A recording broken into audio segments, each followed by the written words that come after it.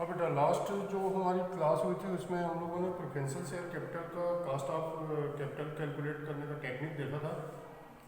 और आज हम अपना जो थर्ड कास्ट ऑफ कैपिटल है, जो cost of equity share capital कहा जाता है, इसके बारे में स्टडी करेंगे। तो आज का हमारा टॉपिक है cost of equity share capital.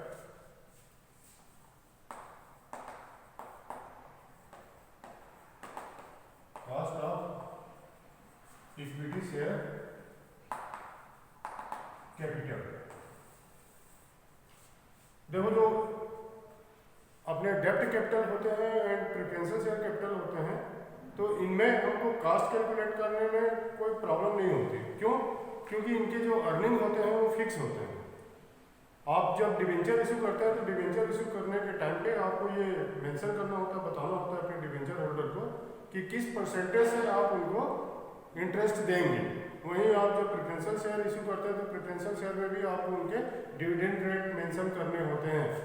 आपका जो प्रेफरेंशियल शेयर है वो कम्युलेटिव होता है, तो उसमें आपको एवरी ईयर जो उनके डिविडेंड होते हैं कम्युलेट होते चले जाते हैं, और नॉन कम्युलेटिव होते हैं उसमें भी आपको डिविडेंड पे करने ही होते हैं। तो ये जो कंडीशन है हमारे डेब्ट capital and preferential share capital के लिए, तो इसमें हमको कास्ट कैलकुलेट करने में आप लोगों ने देखा कि कोई प्रॉब्लम नहीं होती। हम बहुत सिंपल टेक्निक से उसमें अपना जो कास्ट होता है आफ्टर एंड बिफोर टैक्स के कंडीशन पे, तो वो कैलकुलेट कर लेते हैं। तो जो इक्विटी शेयर होता है, इक्विटी शेयर में हमको कास्ट कैलकुलेट करने में थोड़ा प्रॉब्लम होता है। क्यों? क्योंकि इनमें जो अर्निंग के कंडीशन होते हैं ये preferential share capital and debenture के कंपैरिजन में डिफरेंट होते हैं।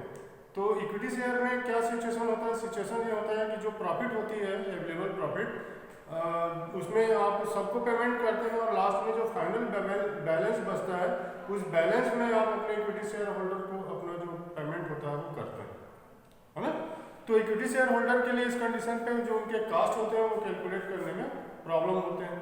तो इसका सेंस ये भी नहीं है कि आप उनके कास्ट को ही कैलकुलेट न कर पाए। एक्चुअली होता है इसमें तीन कंडीशन होते हैं। जो इक्विटी शेयर होल्डर होते हैं वो चाहते हैं कि उनको जो अर्निंग है उनके डिविडेंड पर, उनके जो शेयर पर, वो फिक्स परसेंटेज से उनको भी मिलता रहे। मिनिमम एक अर्निंग का जो एक्सपेक्ट है वो हर शेयर होल्डर करता है, और न सिर्फ मिनिमम अर्निंग के लिए करता है बल्कि वो चाहता है कि लास्ट ईयर के कंपैरिजन में उसको इस साल थोड़ा जो अर्निंग है वो ज़्यादा हो। और साथ में जो रिटेंड अर्निंग होते हैं, तो रिटेंड अर्निंग को अगर बांटने में यूज़ नहीं किया जाता, डिस्ट्रीब्यूट नहीं किया जाता इक्विटी शेयर होल्डर को, तो वो ये भी चाहते हैं कि इस पैसे का जो उपयोग है या यूज़ आप जो फंड्स हैं उनका बेटर आप यूज़ करें, जिससे कि ग्रोथ हो कंपनी में, है ना। तो उनके प्रॉफिट के कंडीशन और बढ़े उसमें। तो इस प्रकार से ये जो कंडीशंस होते हैं, इन कंडीशंस के बेस पर आप यहाँ पर इक्विटी शेयर होल्डर के लिए जो कास्ट होता है इसको कैलकुलेट करते हैं। तो अलग अलग इसमें टेक्निक्स हैं आपके इक्विटी शेयर होल्डर के जो कास्ट होते हैं उनको कैलकुलेट करने के, जिसमें नंबर फर्स्ट है आपका earning yield method. Number first है अर्निंग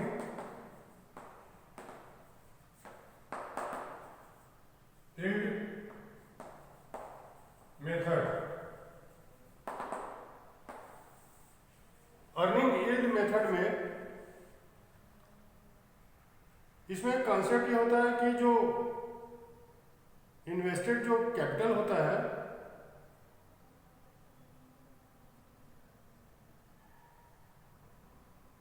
उनका जो वैल्यू होता है इन्वेस्टेड कैपिटल का वो मार्केट प्राइस के इक्वल होता है। तो इसमें हम जो फार्मूला रखते हैं CE इज इक्वल टू, इस तरह से आप फार्मूला लिखते हैं cost of equity share capital के लिए CE, cost of borrowed capital के लिए आप CB यूज करते थे, और प्रेफरेंशियल शेयर के लिए CP, है ना। तो इक्विटी शेयर होल्डर के लिए, इक्विटी शेयर के कास्ट के लिए आप CE का साइन बनाएंगे after tax. After tax is equal to earning per share EPS, 60 में नोट करते हैं आप, earning per share upon market price per share MPS और NP नेट प्रोसीड है ना इनटू 100 का फार्मूला लगाते हैं।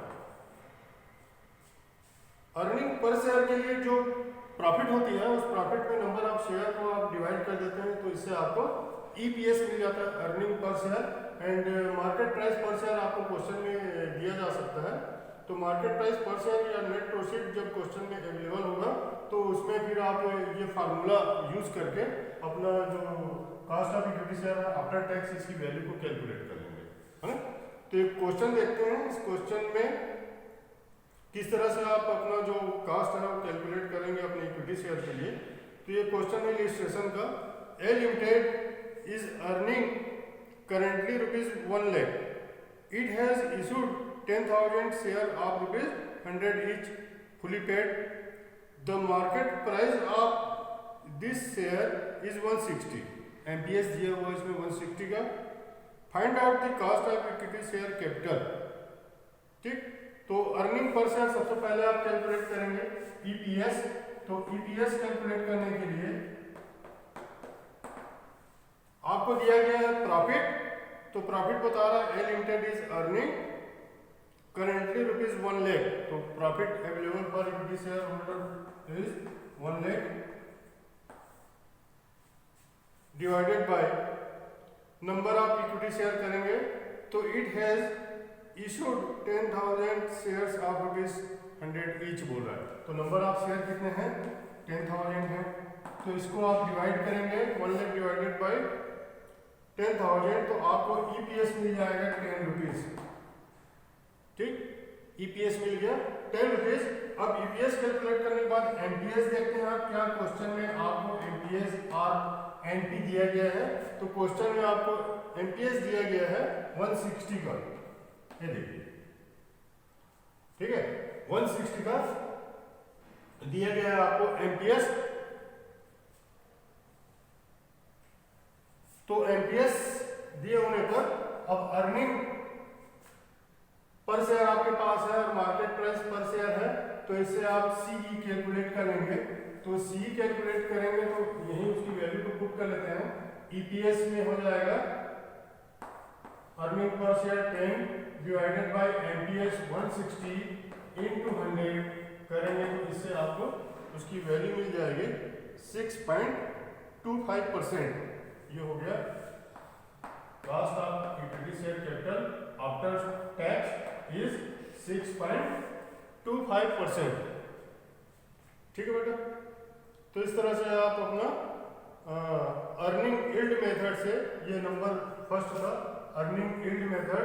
तो अर्निंग यील्ड मेथड में आपने क्या देखा कि आपको EPS कैलकुलेट करना होगा। EPS कैलकुलेट करने के लिए जो profit available for equity share holder है divided by number of equity share करेंगे तो इससे आपको अर्निंग पर शेयर मिल जाएगी। और अर्निंग पर शेयर में आपको MPS जो कि मार्केट प्राइस पर शेयर होती है इसको डिवाइड कर देते हैं, डिवाइड करने के बाद इनटू 100 करते हैं तो आपको परसेंटेज में जो कॉस्ट ऑफ इक्विटी शेयर है आफ्टर टैक्स ये प्राप्त हो जाता है, ये मिल जाता है, जो कि इस क्वेश्चन में आया 6.25%।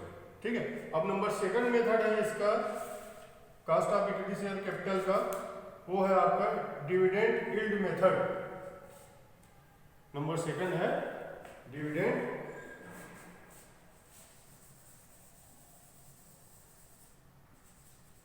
Yield method.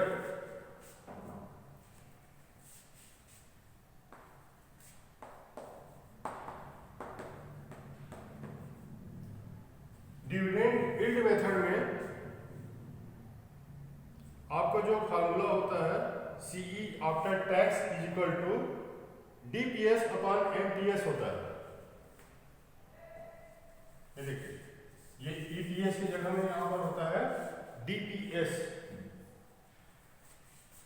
Dividend per share upon MPS और NP इंटू 100 का फार्मूला लगता है ना।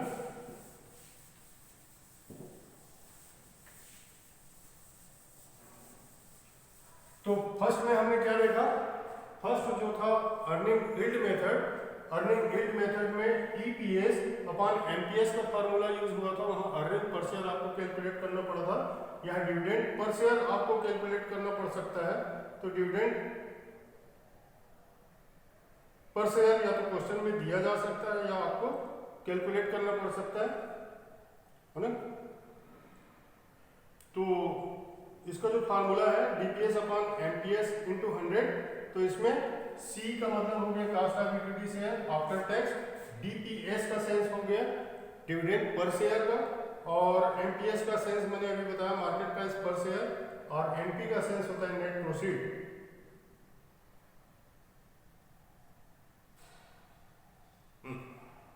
तो ये क्वेश्चन है इसमें डिविडेंड यील्ड मेथड के लिए।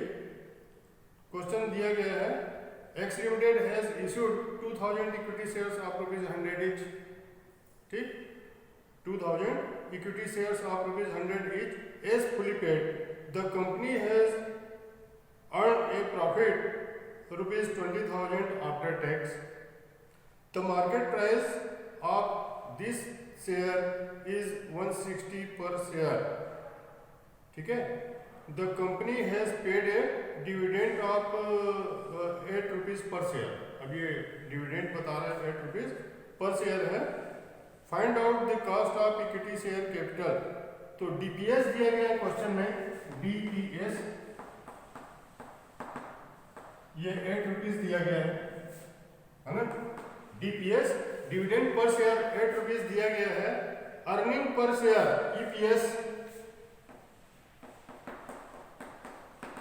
ईपीएस कैलकुलेट करना है आपको। तो ईपीएस कैलकुलेट करने के लिए प्रॉफिट है after tax 20,000 and number of share है 2000, तो ईपीएस हो जाएगा ₹10, ठीक है। एमपीएस दिया गया है 160, एमपीएस इज इक्वल टू 160। अब इसको दो तरह से कैलकुलेट करके देखेंगे on the basis of dividend yield method. तो on the basis of dividend yield method में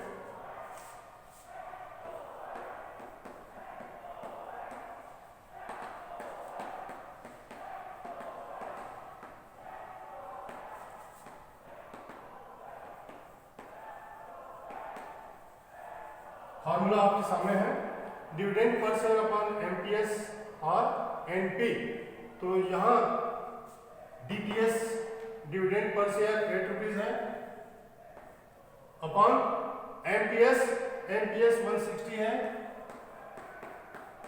इनटू 100 करेंगे तो इससे आपको कॉस्ट ऑफ इक्विटी शेयर मिल जाएगा डिविडेंड यील्ड मेथड से। इसका परसेंटेज में आ जाएगा 5%, ठीक है बेटा। ये on the basis of dividend yield method में आपका कॉस्ट ऑफ इक्विटी शेयर आया 5%। अब आप on the basis of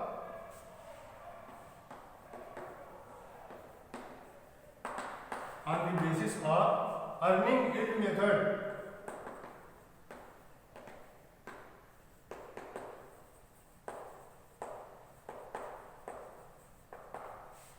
on the basis of earning yield method आपको कैलकुलेट करना है इसमें कॉस्ट ऑफ इक्विटी शेयर। तो CE after tax is equal to, formula note नहीं कर रहे हैं, अर्निंग पर शेयर, तो ईपीएस है इसका ₹10 अपॉन एमपीएस है इसका 160 इंटू 100 करेंगे तो 10 अपॉन 160 इंटू 100 करने से आपको earning per share earning yield method से उसका जो कॉस्ट है आपका इक्विटी शेयर का ये मिल जाएगा। ये आ जाएगा 6.25%, 6.25%। तो अर्निंग यील्ड मेथड में आपका जो कॉस्ट ऑफ इक्विटी शेयर है ये आया है 6.25% एंड डिविडेंड यील्ड मेथड में जो आपका आंसर है कॉस्ट ऑफ इक्विटी शेयर का वो आया 5%, ठीक है। अब नंबर 3rd मेथड है आपका dividend yield plus growing dividend method. ये आपका लास्ट मेथड है।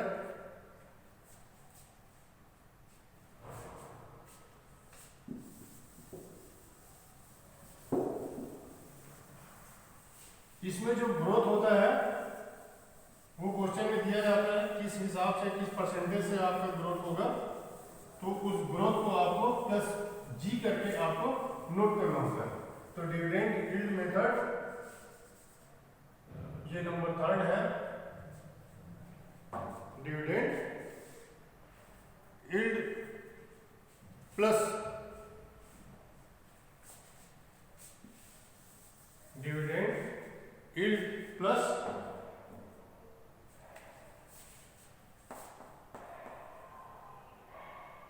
ग्रोइंग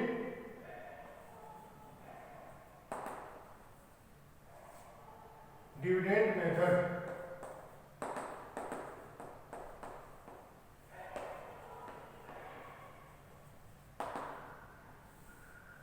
यह है कंप्लीट मेथड का नाम, dividend yield plus growing dividend method, third method है आपका। तो इस मेथड में आपका जो फार्मूला है CE CE, और यहां फिर से नोट करेंगे आफ्टर टैक्स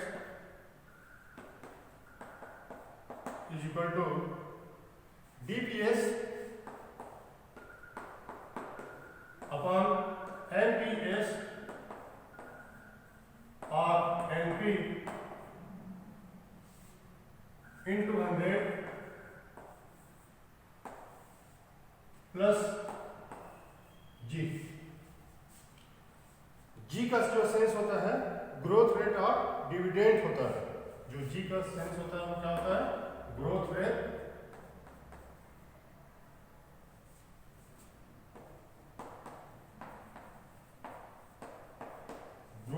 ऑफ डिविडेंड।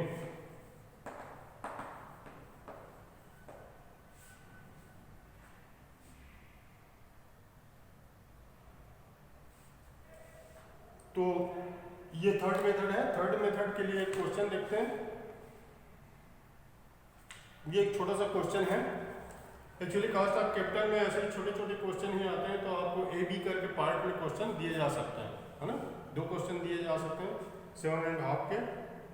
तो ये क्वेश्चन है, the current market price of the equity share of Jet limited is 95, the flotation cost are ₹5 per share, dividend per share amounted to ₹4.50 and is expected to grow at the rate of 7%. इसमें growing rate दे दिया है आपको 7%.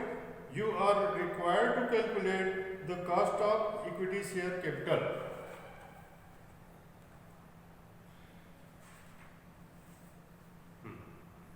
तो इसमें DPS दिया गया 4.5 का,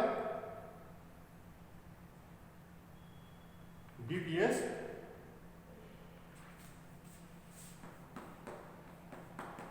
is equal to 4.50 rupees per share. MPS दिया गया है 95 minus 5 is equal to 90. Net proceed जी कहते हैं इसको। तो 95 minus 5 is equal to 90 rupees ये दिया गया है, एंड जी दिया गया है इसमें, जी इज इक्वल टू 7%, है ना। तो जो चीज़ें आपको चाहिए थी फार्मूले में पुट करने के लिए सारी चीज़ें क्वेश्चन में निकाल कर दे दिया है। ओनली आपने एनपी कैलकुलेट किया 95 minus 5 करके, आप उसकी वैल्यू कैलकुलेट कर लिए 90 रुपीज़ का। तो एनपी और एमपीएस है आपका 90, जी जो आप ऐड करते हैं वो है आपका 7%, एंड डीपीएस है आपका 4.50। तो अब सीई आप कैलकुलेट करना चाहें तो आप इस तरह से कर सकते हैं, after tax equal to DPS की वैल्यू है 4.50 अपॉन एनपी है आपका 90 इंटू 100 प्लस 7, है ना। तो इसको सॉल्व करेंगे तो 4.5 डिवाइडेड बाय 90 इंटू 100 को सॉल्व करेंगे तो ये हो जाएगा 5%, ये है 5%, और ये है प्लस आपका 7%। तो इससे हो जाएगा 7% प्लस 5% इज इक्वल टू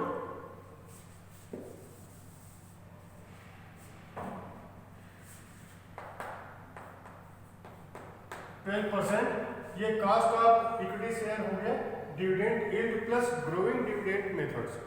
तो आज हमने बेसिकली 3 मेथड्स का स्टडी किया कास्ट ऑफ इक्विटी शेयर में। नंबर फर्स्ट था आपका earning yield method, number second था डिविडेंड यील्ड मेथड, और नंबर थर्ड जो कि बी का ही पार्ट है ना, या सेकंड मेथड का ही पार्ट है, ओनली इसमें आपको ग्रोथ रेट को ऐड करना होगा। तो इस तरह से इनके जो मेथड्स हैं, 3 मेथड से आप अपना जो इक्विटी कैपिटल है उनकी कास्ट को कैलकुलेट करते हैं। तो ये जो चैप्टर है हमारा कास्ट ऑफ कैपिटल का आज यहीं कंप्लीट होता है। अब जब नेक्स्ट क्लास करेंगे तब तक आप अपने cost of equity share, cost of preferential share and cost of borrowed capital से रिलेटेड जितने भी एग्जांपल हैं प्रॉब्लम है उसकी प्रैक्टिस करके इस चैप्टर को टेक कर लेंगे। हाँ, तो आज का जो क्लास है अब हम यहीं कंप्लीट करते हैं। नेक्स्ट वीक में जब हमारी क्लास होगी तो इसमें हम लिवरेज की स्टडी करेंगे। ठीक है, तो चलिए